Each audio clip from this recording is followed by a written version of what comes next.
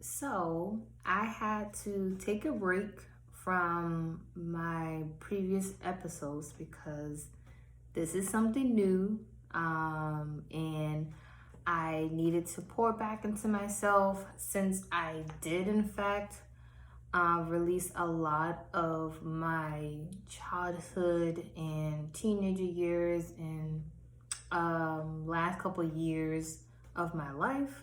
So I had to pour back to me and give myself more attention, even though I love doing this, and this is something where I find that since I have healed through a lot of things in my life, that I figured it was time, and I know it's time that I share so that others can heal. And it's also uplifting me as well because I see myself in a different lighting. I really am enjoying this.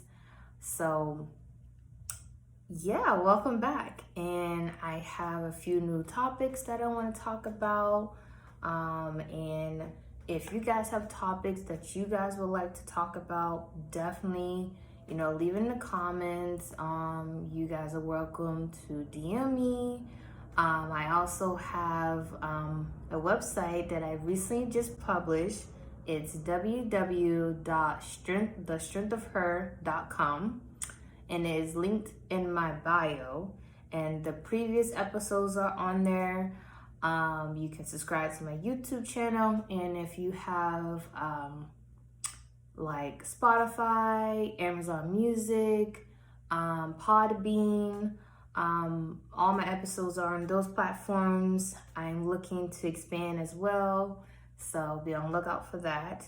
So again, you can click the link in my bio to listen to the previous episodes and continue doing this journey with me. So thank y'all for coming back. So yeah. So again, my name is Rakisha, nickname Kiki, and I am all about talking about my healing journey. This is my story. I'm not a licensed therapist or a life coach.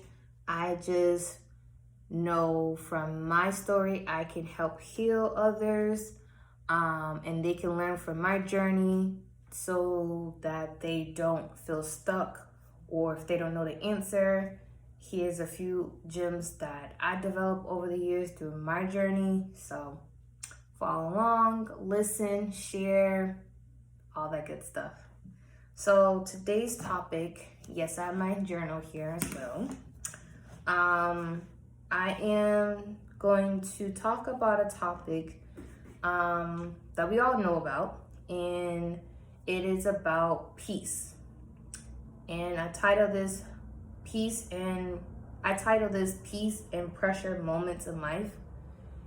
And the reason why I chose that title is because during my type of lifestyle bringing up, there were moments where I didn't think there would be any, happiness. Sorry guys, I'm some so I had to find peace through the chaos, through the middle of the rough moments of my life, during the suffering of grief, frustration moments, madness, all that.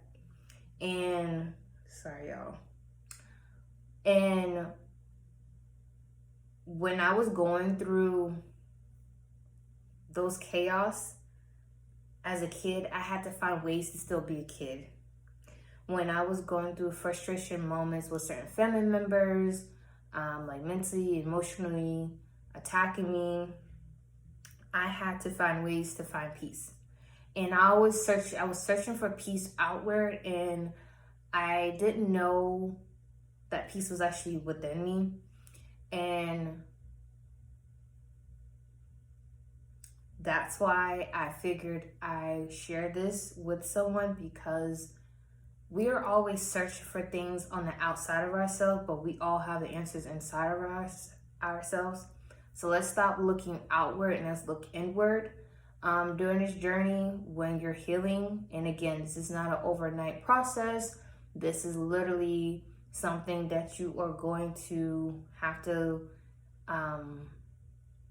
what you see, this is years of work. This is not yesterday's work. This is, well, yes, technically, but this is not overnight work.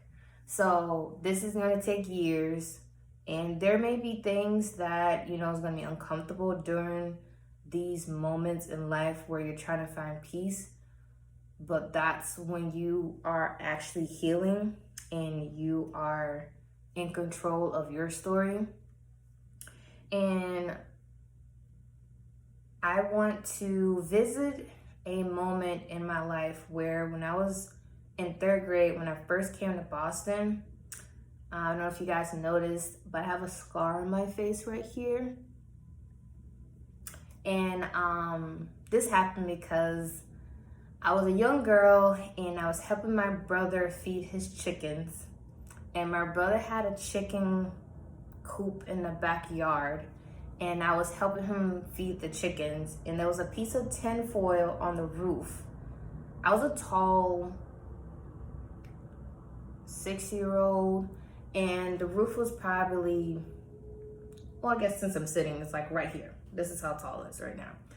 And, you know, I was honestly doing this motion, picking up the food and giving it to the chickens. And there was a piece of tin foil sticking out on the roof of the chicken coop. Didn't realize it. I seen it multiple times, but this time it became natural that it's there, so I knew where it was.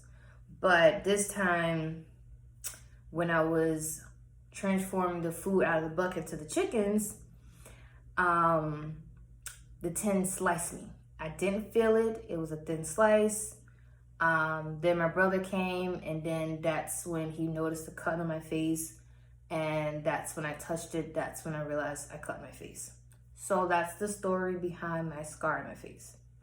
Now I got stitches. That was the worst because I had to be awake during that moment.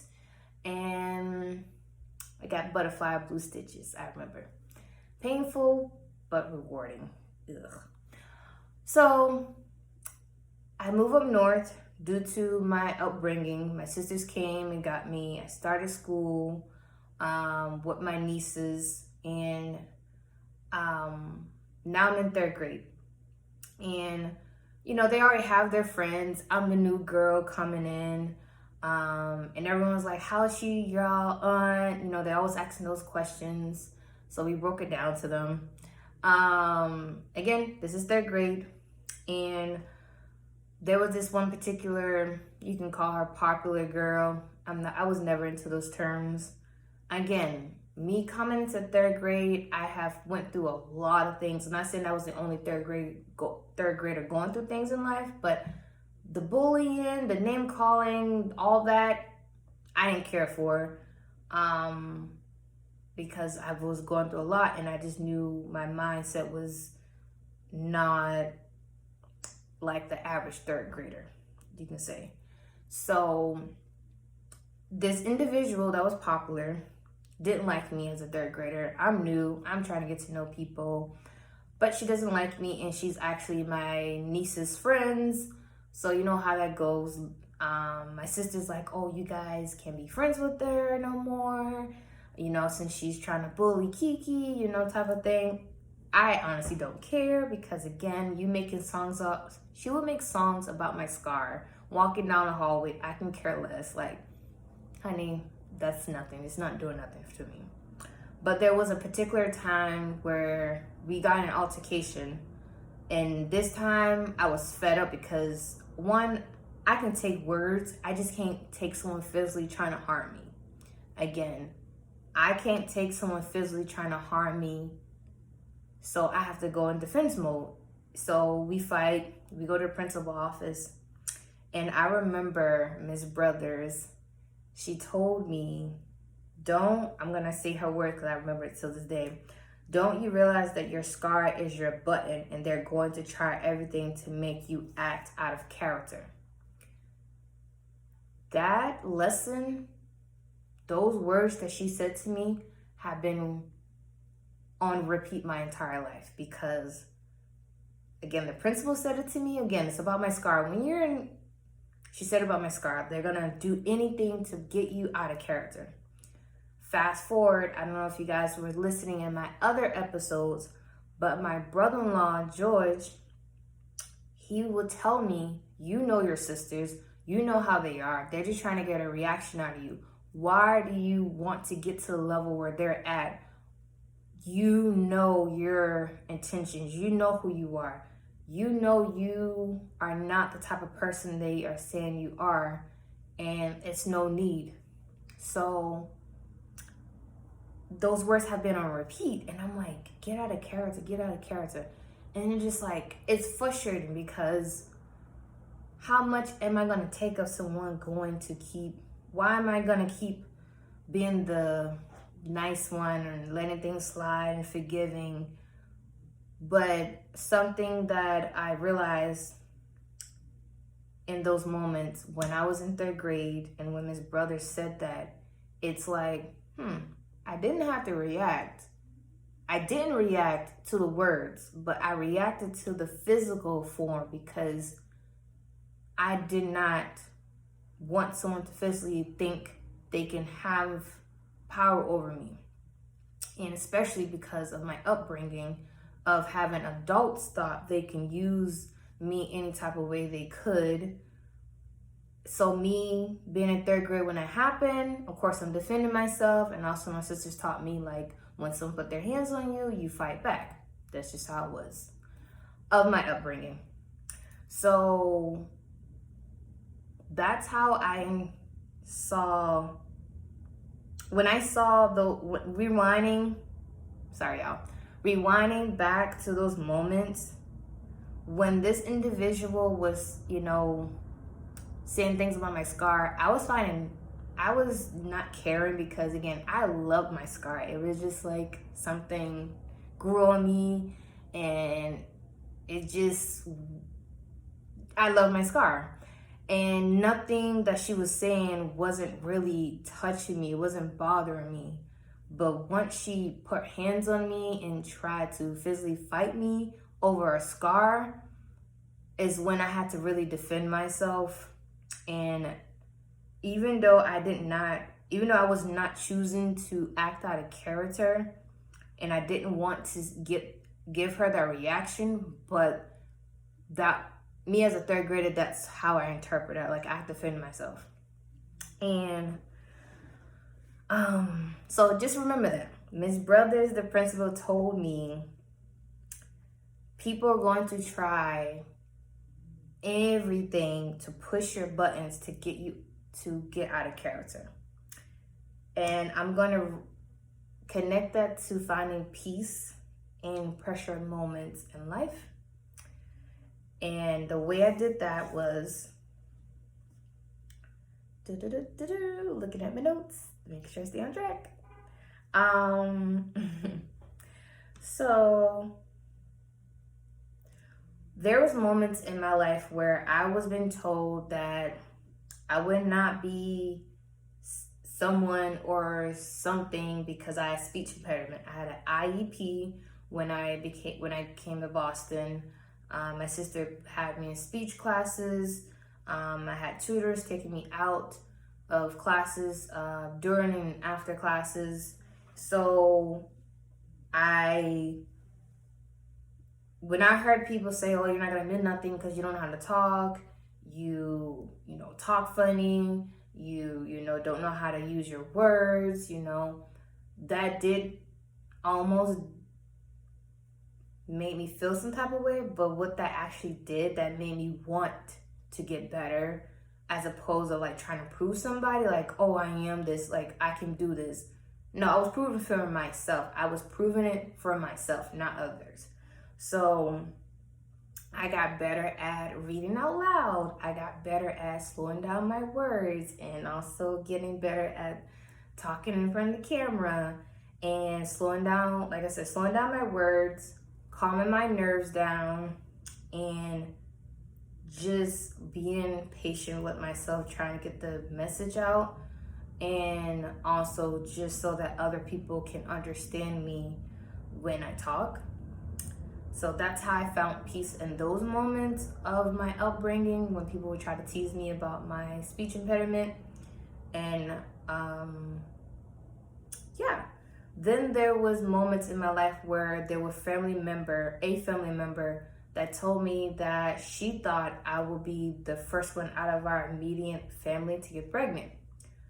In that moment, rewinding, I was washing dishes, she was yelling at someone, they was going through a argument in the house, and I just remember her saying that to me in the past, like just walking by. And I said, and I'm washing dishes, and I'm like, again, my brother-in-law was in the home, and I just always, when things was happening, I always remembered this in the moment, even though it's hurting, even though they're hurtful things, and it's shocking that someone will say that to me, your sister wants you to react.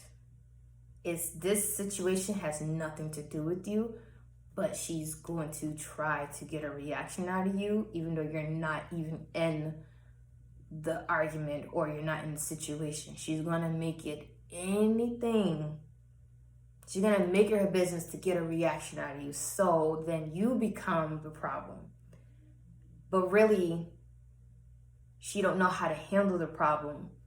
And that's how I had to think as a teenager, like, okay, what is this really about? Like, you saying those hurtful things or saying a shocking thing like that, what does that really say about you? And two, what are you really mad about?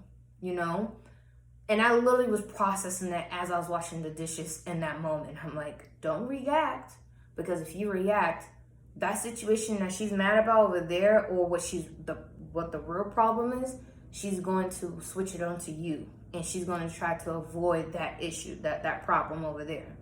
So I had to, in that moment, swallow the ego that really wanted to speak out, swallow my pride, and be like, silence is going to win. And that's how I emotionally and mentally found peace when dealing with my siblings in those moments, because they don't know how to deal with someone being silent and them yelling. It's like, what you gonna say back?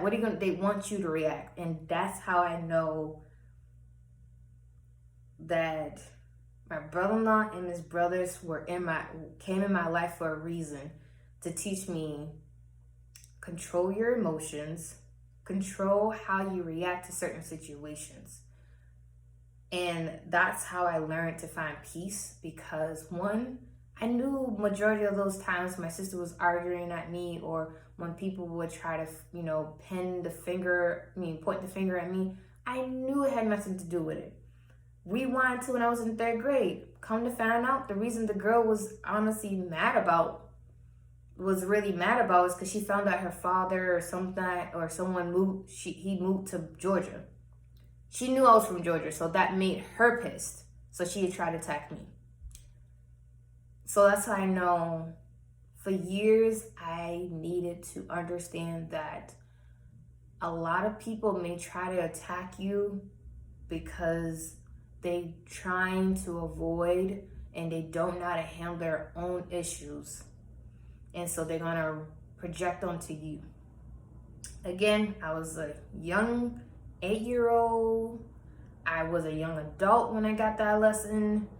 And again, there was moments I did react again. I could have handled my, tongue a little better when it came to my siblings, but I was suppressing so much since I was a kid with them till adult, till I graduated college and all that good stuff.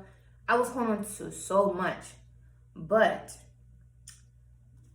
I want to say this again and again. When my sister said, hey, we think you should go to therapy because you're displaying this angry person like in your body, but you seem okay, but we think you need help. Now, little do my sisters know that was the icing on the cake for me, because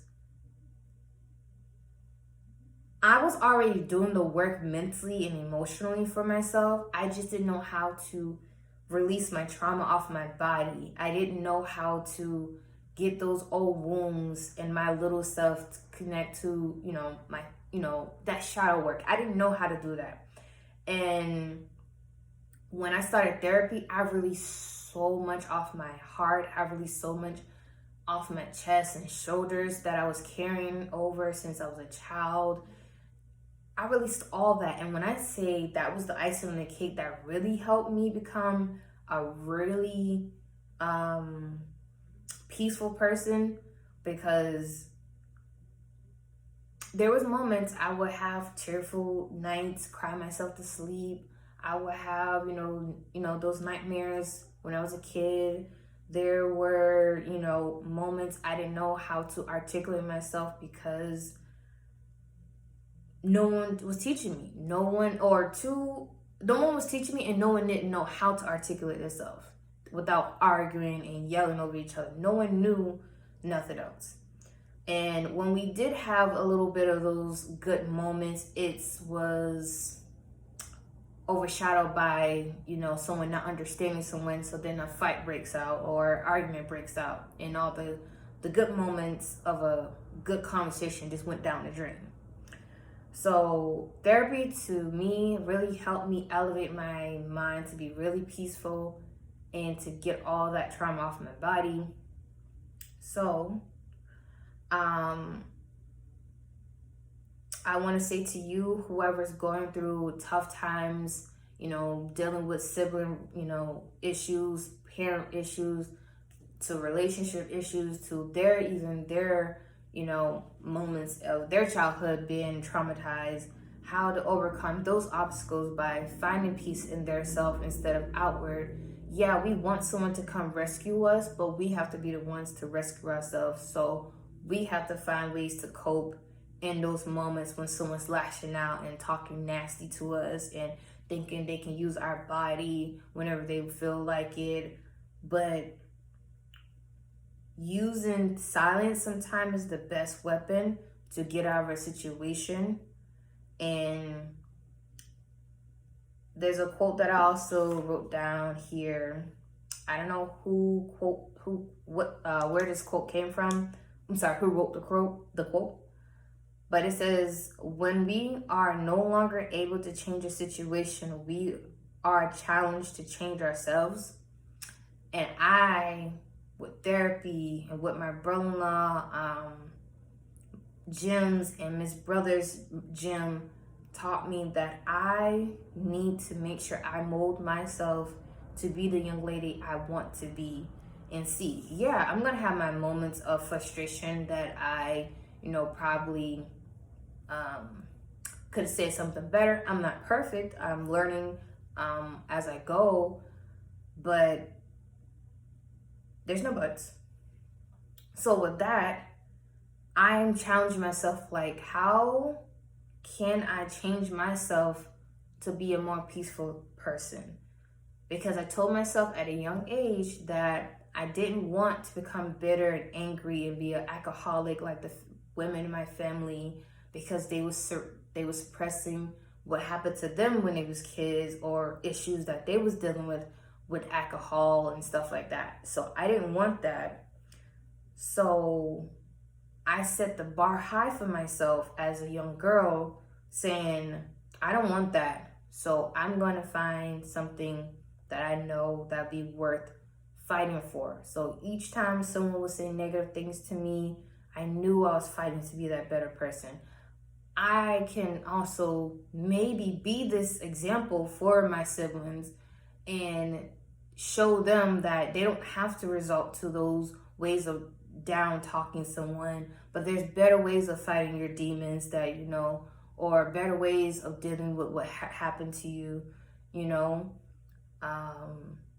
But I also had to teach my sisters from a distance how I wanted to be loved, and that I can forgive, but I don't have to be around family members or around them. And also to find peace. I love y'all, but I don't have to be around y'all. I know this video is probably getting a little long. Sorry, y'all.